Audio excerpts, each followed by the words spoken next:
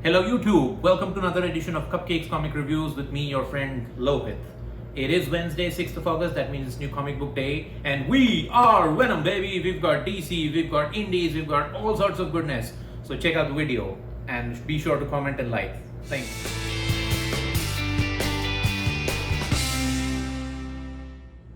Okay, Cupcakes, let's get on with the review. We start with DC Comics.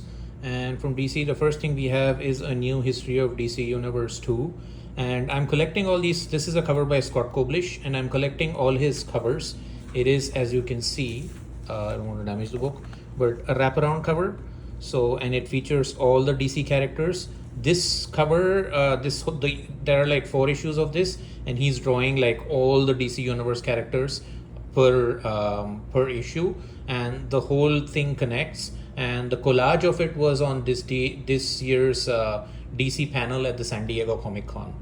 But what this book is written by Mark Waid and drawn by a bunch of people, including the Allreds, Mike Allred and Laura Allred. And then the idea is to explore, what happened in the DC universe ever since its inception, in terms of what happened in the comics. That's Allred, as you can clearly see. So, so the first one dealt with the creation of the multiverse, the first book, and, ever since and up until the beginning of the Golden Age.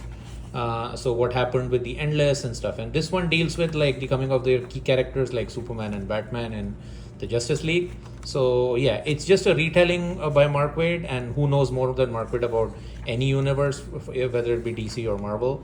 So yeah, and it just gives you an origin, in snippets of who came when, which character appeared when, and what is the history like. If you are like a continuity nut like me, and and the retcons on things. Oh, that's Warlord Skrtaris.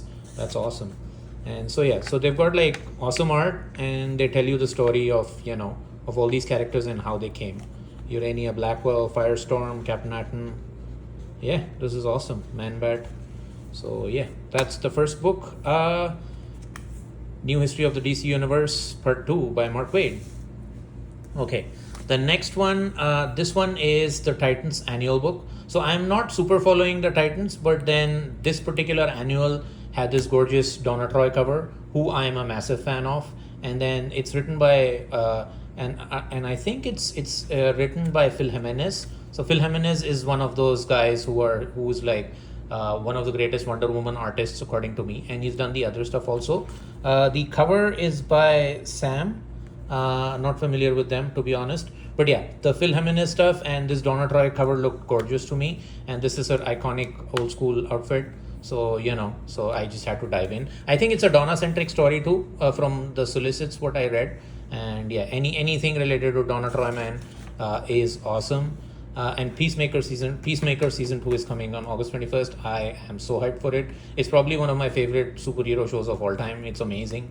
If you haven't checked that out, please check it out. But yeah, this is probably a Donna Troy specific story. She didn't have too many. I think she only had one, The Death and Rebirth of Donna Troy, a couple of years ago. But yeah, but this is a very good book. So yeah, please check it out if you can.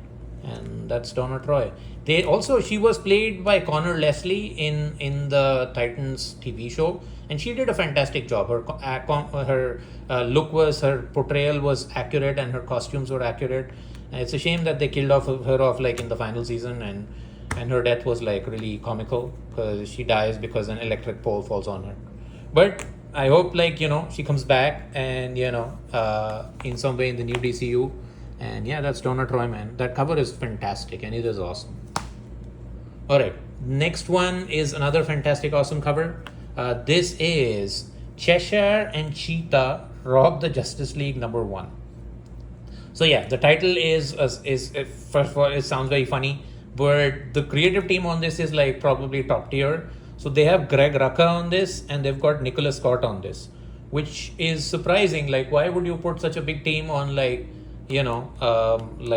don't know if it's a mini series or it's a continuity, but if you put Nicola Scott on anything, I met her in person. She's an amazing lady. She's fun to talk to, phenomenal artist. And Raka and Scott have worked on the Wonder Woman, I think Rebirth run before. So yeah, so I'm okay, it's Nicola Scott. I'm gonna give it a shot. At least I'll check it out. And Cheetah, of course, is like Barbara Minerva, the bad guy, baddie from Wonder Woman. And you have Cheshire, who's basically Cheshire became famous after the Young Justice cartoon, but yeah, she's a martial artist, and she's a thief. So yeah, again, it's Raka and Nicholas Scott. That's what drew me in, and man, I hope this is awesome. I hope that Raka and Scott can even make like CD listers like Cheetah and Cheshire like really great. And yeah, it's gonna be a high story because it's Rob the Justice League. So I was like, yeah, why the hell not? Let's check it out. If nothing, at least I get Nicholas Scott art, right? And that's probably worth the price of admission for me. So yeah, that's Cheetah and Cheshire Rob the Justice League.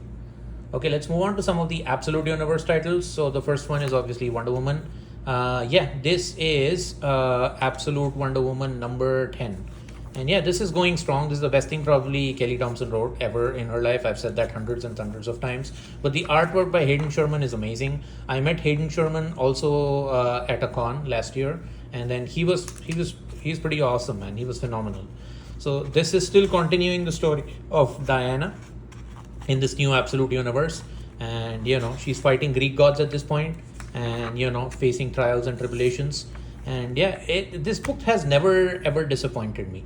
Like, not even a single issue lost like momentum or pace, and in fact it's just been building up. And what else can I say about this? It is just quality at this point, and everyone should read it or give it a shot at least, because it is phenomenal what they've done with Absolute Wonder Woman. All right, and the next one is my favorite trippy book, which is Absolute Martian Manhunter.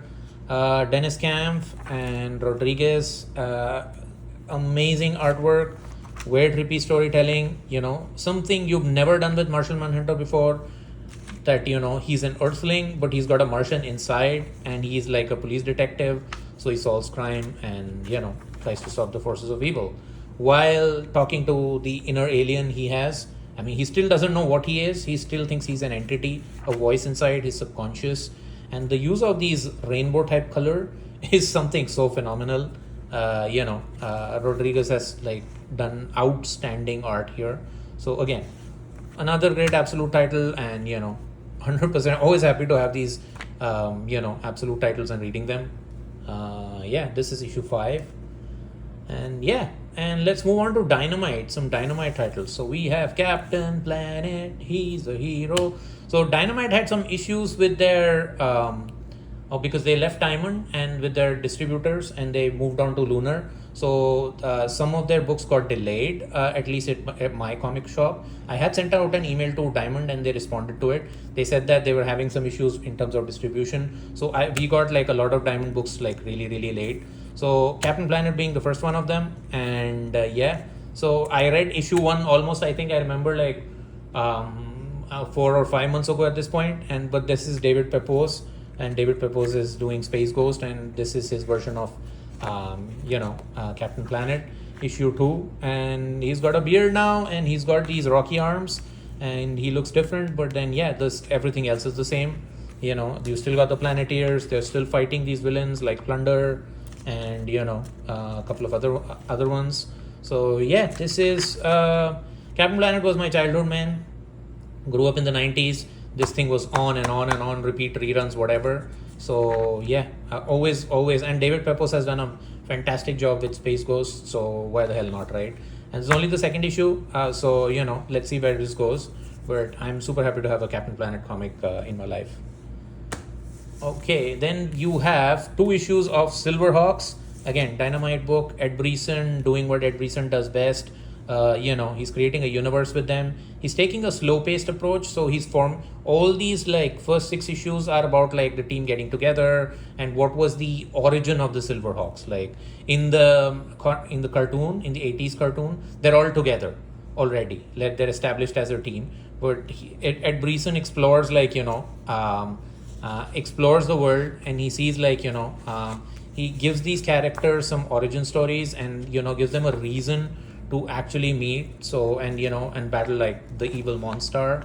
So yeah, they're doing a Glue Falcon and Dynamite. That's amazing. Wow, all Hanna-Barbera. There's a Hanna-Barbera resurgence at Dynamite. But yeah, But yeah, but this is a good book. Again, it's very fast paced. I mean, it is action packed, it is fast paced, you know, but then the overall story, so the issue itself is fast paced, there's a lot of action, but the overall pacing is slow. So he's building up the world, he's building up the characters, he's giving you time to, you know, relate to them and adjust to them, and and just be absorbed in this world. So yeah, so 2 issues of Silverhawks. Awesome. And then finally we've got a couple of image books. So we have World Tree issue 16. So World Tree is James Tynion the fourth, and it's about the dark internet taking over the world and destroying the world. And now we are left in the aftermath of, you know, of that destroyed world without the internet, and the people just surviving. And you know, there are a bunch of characters in this, and they're just like figuring out like in this new world and trying to, you know, restore sanity. And yeah, so it's a very bizarre story, you know, it's like never done before. So I would, and sometimes I would suggest reading it in like a trade paperback or something, or like a hardcover whenever that drops, because the issues after every 2 weeks there are when you see the issues, then you kind of tend to forget a lot, you know, you don't remember everything. So yeah, so I had to like reread a lot of my previous issues before I could like, you know, jump into it. So yeah, because you forget the names of characters, you forget the name of places, you remember the overall plot. But yeah, I would recommend if people read this, like, you know, in a trade or in a deluxe hardcover or something, like a collected edition. Okay, next we have the only Energon title I have, that is Void Rivals. Again, what to say? Kirkman is killing on it, and Connor Hughes is doing the art on this one. But yeah, so again, you've got two warring factions, you know, in this, and you know, you've got their prince and princess, so to say, and they're in love, and you know, and a whole lot of things, and there are Transformers thrown in the mix, you know. So good issue altogether. Another issue of Void Rivals. We're at 21 at this point, and Kirkman keeps on kicking ass and taking names on this man. All right, we've got Heat Seeker from Hardcase from Titan Comics. So this is again a pulpy book, as I said, like, you know, about this girl Dahlia Racers, and she is basically one of those con artists. She helps people escape, but now she's on the run herself because people are chasing after her. And there are so many twists and turns in this, and you know, so many people, you know, the Mission Impossible mask gimmick is done to death in this book. But it's still fun, it's still action packed, and it's got great artwork. So, you know, Charles Ardai expands his Gun Honey series, I'm all there for it. And last but not the least is another 90s cartoon from my childhood, which is Speed Racer. This is I think published by Mad Cave, if I'm not wrong. Yes, it is Mad Cave. And then again, David Pepose. Now David Pepose has taken on Space Ghost. He's taken on Captain Planet, and he's taken on Speed Racer. So he's just basically reinventing everything I loved in the 90s, I saw in the 90s on the TV. And Speed Racer, if you don't know, is basically a cartoon about this kid who's like a racer, and this is his car, Mark V, and he races, and there are all these other cars, and his car has like some abilities, like, you know, Kit from Knight Rider, so he can jump, and you know, it has like blades and stuff, and they're involved in and he's got, this is his younger brother Spridle and Jim, who's the monkey, and his girlfriend Trixie. So it's about his life and his adventures, and it was a great cartoon, you know, it's got a lot of heart. So I hope like it's the only thing that came out of Speed Racer for a long time was the Wachowskis movie, which I didn't love it, like, but I liked it. So, and after that we're getting this cool comic. So yeah, so extremely happy to have this and curious to read this and put out my thoughts out there. But anyway, that's all I got, that's all I read. Thank you for checking out the video, and yeah, keep reading comics, guys.